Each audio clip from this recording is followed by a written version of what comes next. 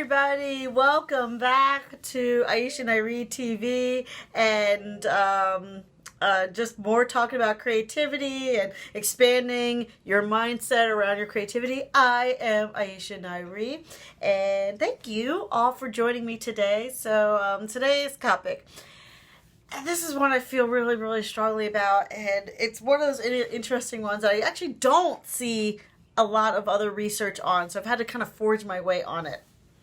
Recently, and this was actually the reason why I took a break, and I do that from time to time. Like, I will take really extended breaks, not forever, just whenever I need to kind of go in the cave and rethink some things, and I call it just taking a break, and I reset, and I double check my tools. I double check on the things that I'm telling you guys that it's going to help your mindset. I always like to check in and say, is it actually working? Because I don't, for energy reasons and just for more reasons, just who I am, I don't want to give information that I personally am not taking.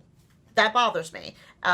Maybe some coaches are cool with that. I'm not one of those coaches. I don't like it. So if I'm not using it and I'm not able to say firsthand that yes, this works, I don't want to share it. I don't want to do it. I don't want to share it. I don't want to put it out in the world unless I know it's something that I have seen work. I've got to know that I know that I know that I know that I know. So everything I talk about is stuff that I have gone through and have firsthand knowledge of. So one of the things that happened a few months back, and I was rocking and rolling with videos and making things happen and just moving forward on things, and then I hit I hit a wall, just a big block of some sort. And I hit it with all my usual mindset stuff. I was journaling, and I was doing my EFT, and I was meeting up with other people and faking it till I make it. And outwardly, no one saw anything wrong. Everyone's like, "You're amazing," and I'm like, "Thank you. I appreciate that." But what they weren't seeing in the behind the scenes was it wasn't amazing. I had a bunch of clients randomly.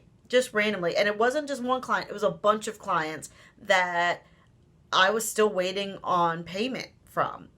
And that waiting for payment affected my ability to pay my vendors, people that I've cultivated great relationships with, studios, technology. Also, it affected my home finances. It affected our bills. For my children, I take care of 2 small children. So our little household, it caused major issues there. Bills can get paid I'm an entrepreneur, so if I don't get paid, I can't pay others. People beating on my door, people knocking, and it was awful. It was awful, awful. And I had not experienced that really, because when I used to work in corporate America. So yeah, it was causing all sorts of turmoil. And on the outside, I was like, well, what do I do? Because I'm putting my usual work towards it. Because, I mean, there have been, if you're an entrepreneur, there's dips and, there's peaks and valleys to everything. And usually I would freak out and maybe do a little bit of work around it. But ultimately, I would freak out, and quit. And say, I'm not doing this entrepreneur stuff anymore. I am going to take anything. And then I would put myself in a project or a job or a situation that was awful. And I would hate it. And it would cause more stress and less money. And then I would get back into my entrepreneur. And I would just keep going through the cycle. And this time around, since I have dedicated so much work and effort into being a mindset coach for creatives, and I've had so much wonderful feedback, and I've seen so many wonderful creatives get value and push through their own blocks. And that's why I said, you know what? Then I need to do the same. And I took a step back and I kind of reassessed. I got out all my tools. I got some more books. I met with some more coaches. Anything that I had, I used to its max and then some. And I got some other feedback.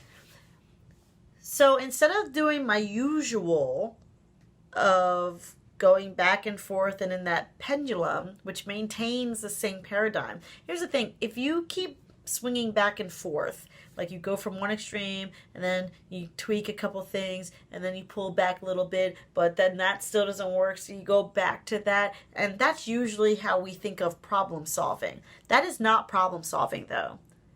That's not. You are just swinging back and forth in the same paradigm, but you're not actually changing anything. And because of the nature of structures, if you have not created a strong structure, it's just going to keep swinging back and forth. And I knew this from all the work that I've done coaching other people in the mindset work that I had been doing. So it occurred to me, that's what's happening. Like, something would happen. Maybe I wouldn't get paid quickly, or I'd be in a financial situation, or a bill would come in faster than the money came in for. And then I would start to freak out and then veer back over to this land of no creativity.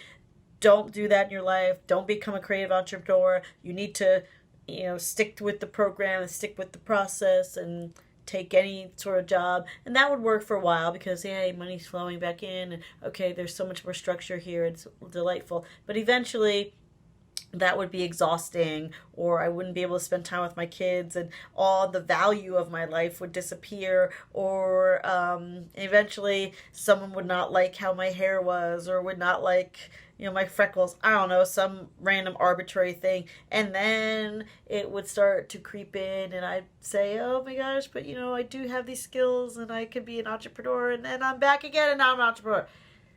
If it keeps swinging back and forth, you're not problem solving. You're just maintaining a very poor paradigm, and you're just fluctuating between that.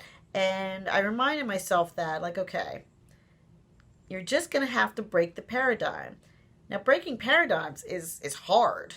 That's like a rebuilding of a structure. That is burning a structure down and starting over. That's what that is. Because you're no longer, like, this structure is not working. You have to start over. It's like a building or a machine. If it's just going to fluctuate back and forth, then the whole structure needs to be redone. So what I did this time around, instead of just hurrying and taking money out of my savings or hurrying and finding another person, I said, I've tried all that. I've tried all those other ideas that I've had, and I already know the results that I get with those. So what I need now is a whole system change. And so this time around, I actually doubled down on all of my mindset work. That was new. Instead of trying to find a way out and to not allow any sort of discomfort, I doubled down. And I said, I'm going to hit this harder, and I'm going to spend more time focusing on my business, and more time focusing on who I'm helping, and more time meditating, and more time journaling, and more time EFTing, and more time releasing things, and more and more and more and more. And that's the topic I want to talk about today. We often hear the success stories, and I encourage everyone to read more about your favorite artists and mentors. Read as much as you can. Read all the time, because the more you start to see what other people went through, the more you realize that, hey, being a creative entrepreneur is wonderful, but it's not always easy, but it's glorious. And then you get used to it, and then you don't automatically get scared if everything is not perfect and beautiful. But in those stories, I want you to pay attention to those stories. You're going to see their highlights, and they're going to put a lot of emphasis on their highlights, and they might put emphasis on a couple of low points, and they were on, they had to get food assistance, or they were struggling with addiction, or they were doing that. They'll have some of those highlights just to keep you hooked in the story. But what I want you to pay attention to is dates. Start paying attention to when this part happened to when this part happened. We love to read about those stories, like, look at that hero's quest, and they started off from nothing, but now look at them, and that they were struggling with this way, but now look. But when you start looking at, like, timelines and space, and if you can talk to someone who is a creative entrepreneur, that will help too. But when you start really looking at those timelines, you'll start to see that, you know what, in between all those doors open, when one door closes, another opens, and if you can't get a door, open a window, those are lovely phrases to get you through. But the reality is there's a lot of hallway in there too. And the hallways are long. And there's nothing to look at on the walls. And there aren't a lot of stories written about that part. They're just giving you the highlights. They're just giving you the milestones, but they're not giving you all the blood, sweat, tears, stress, worry. Because really think about it. In between, I was struggling to make ends meet. I was a poor actor, and then I decided I'm going to do it. But now I got my first role that really launched my career. And then you look at the timeline, but they didn't get the next big role for 2 years? What happened in that 2 years? Well, that's not as exciting to the story, so they're going to skip that part. But ask yourself, wait, what happened in that 2 years? Because that's the hallway, and that might be where you are now. Those in-between moments between the big milestones, between the beautiful juxtaposition of, they were struggling and now they're successful, but here's their first big role, but wait a minute, there's still a gap in between there. Pay attention to those hallways when you're reading about all of your hero stories and your mentors that even the ones you haven't met, like people that you admire in creative fields. Pay attention to that, because when you put yourself what it might be like for them in those 2-year spans, in those 5-year spans, in those hallways, and start thinking about like what would that feel like, then you realize they just made a decision to just keep going. Just keep going down the hallway. And yeah, it was uncomfortable. But it's not unheard of, and you will make it through. So that's why I decided to double down. And I couldn't invest a lot of money in things, but I can invest my time, and I can invest knowledge, and I can talk to people. And most importantly, I refused to let my mindset waver, because the reality is I've seen way too many miraculous things, and I've experienced too many things in my life to let it waver. And so I just kept reminding myself, even though I'm in this hallway right now, I know I will be successful. I know I can help other people. I know I can do this. I know there's more influence out there. I know there is a creative entrepreneur right now that needs to hear these words. So I'm giving you these words. I just kept telling myself that. And then what happened was I finally realized that all that time I was building energetic momentum into the same vision, because I have big visions, and so do you. Big visions need a lot of momentum to change the power struggle, and depending on where you were, you might need to smash a lot more. So you need big momentum. Big momentum, big momentum. Just because you're not seeing doors and windows, you're walking down the hallway, and that's part of it too.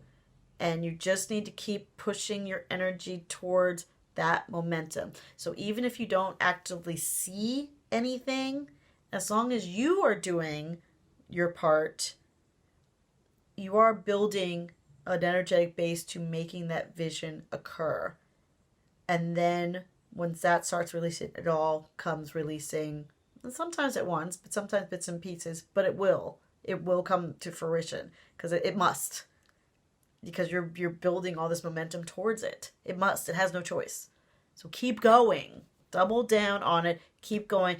And even if you have to make adjustments on how you get there, maybe you had to take an extra hallway. Maybe you made a left when you should have made a right, but you're still going down the hallway. The one thing that do not let waver is your mindset. That is your constant. And keep that fresh. Keep that energetic, keep that moving in the right direction, because ultimately to make what you want, to make your vision manifest, you have to take every part of your energy moving towards the same goal. Every single part, just keep it moving towards the same goal, and then it has no choice but to move and to manifest, because that's where everything's moving towards. So that is my lesson for today. And I know at firsthand experience, the clients did pay me. Finally, they did all pay me, and thank you to my lovely agents for helping to make that happen. And a couple of them signed on for more, so even better. So that's it for today. Remember, there are hallways, you guys, and sometimes they're long, sometimes they're boring, but just keep focusing on your goal. Keep your mindset in place. You know that you know that you know that you know that you are in charge of your own reality, and you are creator. You create the life you want. So that is it for today. I'll be back here tomorrow with fresh content. We do it every day. Like always, like this one if anything resonates with you. I would love to see a like. My dogs are freaking out. They're like, come talk to us. So like, subscribe, and share so we can get this out to more people and make more amazingness happen, because I want to see your creations. I want to see you change the world, and I know you will, and I believe in you. You're amazing. So have a great night, and I'll talk to you later. Bye.